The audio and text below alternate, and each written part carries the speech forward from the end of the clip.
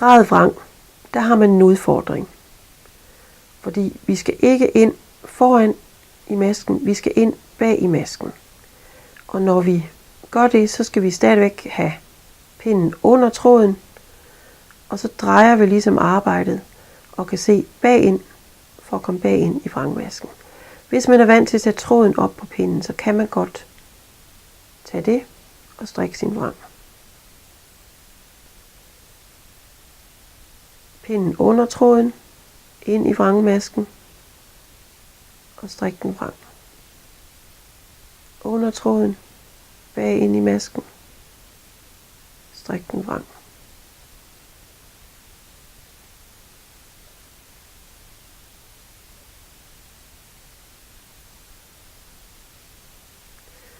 Hvis man synes, at det kan godt være lidt bøvlet at få tråden op på pinden, så kan man lige så godt gøre det, at man tager under tråden ind i masken og bliver hernede og strikker sin vrang. Det er faktisk lidt enklere end at få tråden op på masken.